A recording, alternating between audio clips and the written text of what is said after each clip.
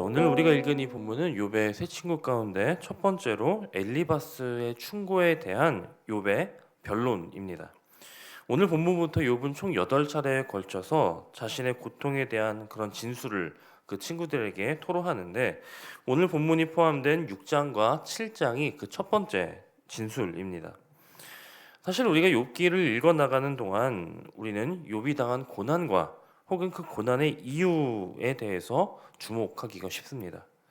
하지만 욥기에서 가장 중요한 것은 이 욥이 당한 고난이 아니라 바로 하나님의 영광입니다. 자, 사탄이 우리가 읽었던 것 같이 욥을 이렇게 욥이 하나님을 경외하는 그 까닭에 하나님께서 그의 소유를 풍부하게 해주셨고 또 그것들을 안전하게 지켜주셨기 때문에 욥이 하나님을 잘 섬기는 것입니다라고 하나님께 참소했습니다. 그리고 하나님은 욥의 진실되고 정직한 믿음을 보셨기 때문에 그 사탄의 참소와 또 이어지는 사탄의 공격들을 허락하신 것이죠. 그러나 이것들은 결과적으로 하나님의 영광을 드러내기 위한 허락이 되었습니다. 이게 무슨 뜻이냐면 이 욥을 통해서 하나님을 진정으로 예배하는 것이 어떤 것인가를 알려주시기 위한 그런 허락이셨다는 것입니다.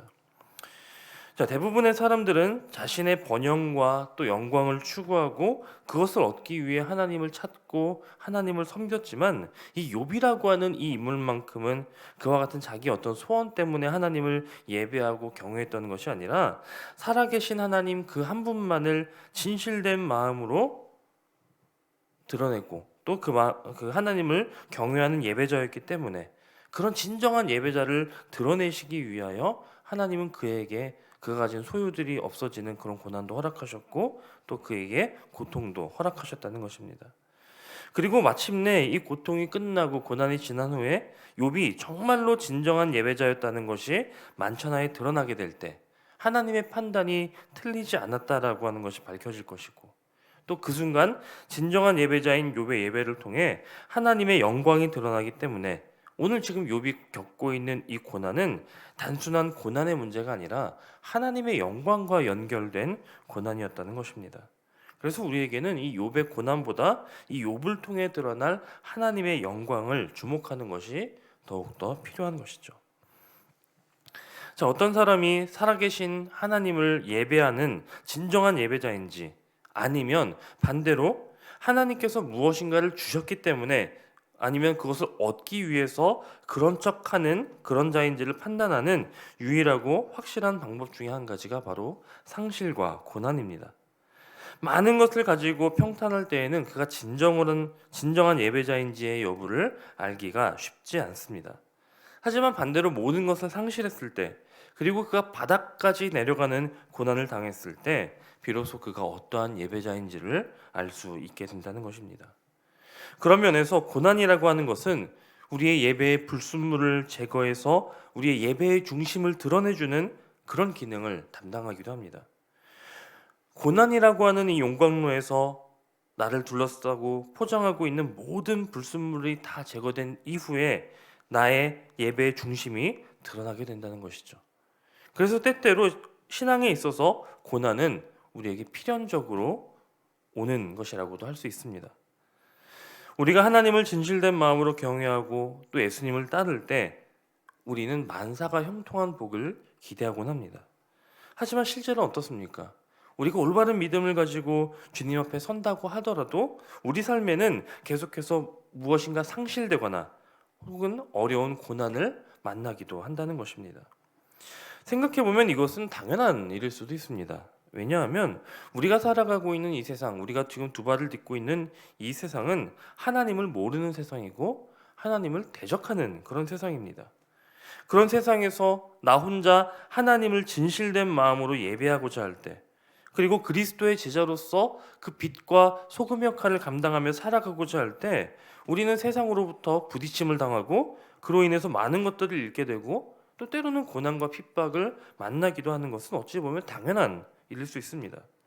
무엇인가를 포기해야 될 때도 있을 것이고 또 차별과 불이익을 당할 때도 있을 것입니다. 내 체면을 잃거나 특권을 잃거나 혹은 남들로부터 손가락질 당하는 경우도 있을 수 있습니다. 욥이 겪은 그런 고난까지는 아니어도 우리도 하나님을 섬기며 예배자로 살아가는 동안 상실을 겪기도 하고 고난을 겪기도 한다는 것입니다. 그러나 그러한 상실과 고난을 통해서 진정한 예배자가 드러난다는 것이죠. 우리의 예배가 진정한 예배인지가 드러난다는 것입니다. 내가 지금 하나님께 무엇인가를 받았기 때문에 혹은 복받기 위해서 예배하는 자인지, 아니면 하나님이 그저 하나님이시기에 예배하고 순종하는 참된 예배자인지가 우리의 삶과 또 우리의 신앙이 이 고난과 상실을 통해서 드러난다는 것입니다. 그래서 어떤 면으로는 상실이 더해질수록 그리고 고난이 심해질수록 그가 진정한 예배자인지가 더욱 분명해지는 것입니다. 모든 것을 상실하고 또 극심한 고난 가운데 있지만 순금과 같은 믿음으로, 정금 같은 믿음으로 하나님을 경외하는 진정한 예배자가 나타나게 된다는 것입니다. 그리고 그러한 예배자를 지금도 하나님은 찾고 계십니다.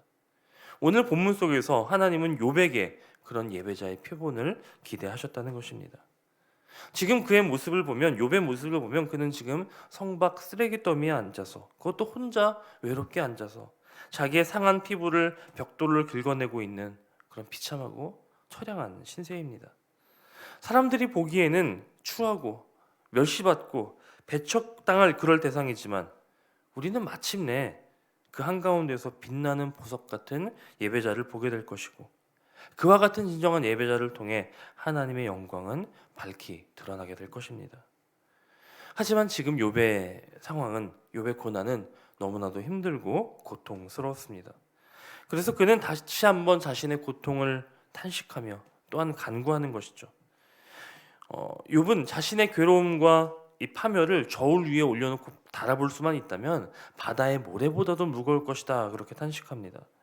여기 바다의 모래라고 하는 것은 그저 한 줌의 모래, 이 한 줌의 모래를 이야기하는 것이 아니라 온 해변과 심지어 바다의 바닥에 깔려 있는 무수한 모래를 말하는 것입니다. 즉 그만큼 셀 수 없고 무게를 잴 수 없을 만큼 지금 그가 고통스럽다라고 하는 것이죠. 우리가 가진 성경에는 그러므로 나의 말이 경솔하였구나라고 되어 있는데, 여기 경솔하다라고 하는 이렇게 번역된 히브리어 단어는 거칠다, 격하다라고 하는 뜻입니다. 즉 나의 고통이 너무 커서 격하게 탄식하며 격하게 거칠게 소리칠 수밖에 없었다라고 하는 것입니다. 실제로 우리가 앞장에서 보았던 욥의 탄식이 그러했죠. 차라리 나를 죽여주셨으면, 내가 태어나지 않았더라면. 너무나도 격하고 거칠지 않았습니까? 또 이후에 나타나는, 이후로 우리가 보게 될 욥의 탄식은 여전히 거칠고 격했습니다. 그리고 이어서 욥은 자신이 그렇게 고통스럽고 격하게 탄식하고 거칠게 소리치는 그 이유를 밝히는데, 여러분 그 이유가 참 주목해 볼 만합니다. 그 이유는, 그가 지금 그렇게 소리치며 괴로워하는 이유는 그가 상실했기 때문이 아닙니다. 재산을 잃었고 명예를 잃었고 권세를 잃었고 자녀들도 잃었지만 그 상실 때문에 지금 자기가 이렇게 슬퍼하는 것이 아니라고 말하는 것입니다. 자신이 고통스러워하는 이유는 전능자, 곧 우주에서 일어나는 모든 일을 주관하시는 하나님이 나에게 화살을 쏘셨기 때문이다, 이렇게 말하는 것이에요. 그 진노의 화살이 내 가슴과 내 영혼에 박혀서 마치 독처럼 퍼져서 고통스럽고 그 진노로 인한 두려움이 나를 엄습하고 있다, 그렇게 말하는 것입니다.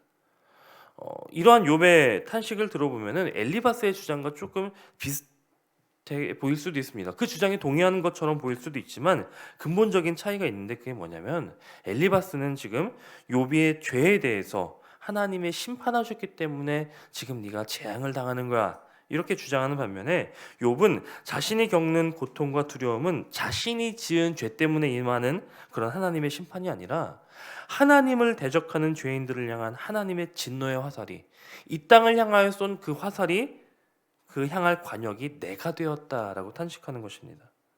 다시 말하면 이 땅에 하나님께 범죄한 모든 이들을 대신하여서 지금 내가 그 하나님의 진노를 당하고 있다라고 한탄한다는 것입니다. 하나님께서 인정하셨던 그런 믿음, 그리고 하나님께서 믿으실 만큼 정직하고 진실된 마음으로 하나님을 경외하고 또 악에서 떠났던 사람이었던 욥, 의인이라고 평가받았던 이 욥은 그가 느끼는 고통과 두려움은 나의 죄로 인한 두려움이 아니라 죄인들이 받아야 할 하나님의 진노의 잔을 내가 마셔야 하는 고통과 또 두려움이라고 말하고 있는 것입니다. 저는 지금 이 고통의 토로를 들으면서 예수님이 떠올랐습니다.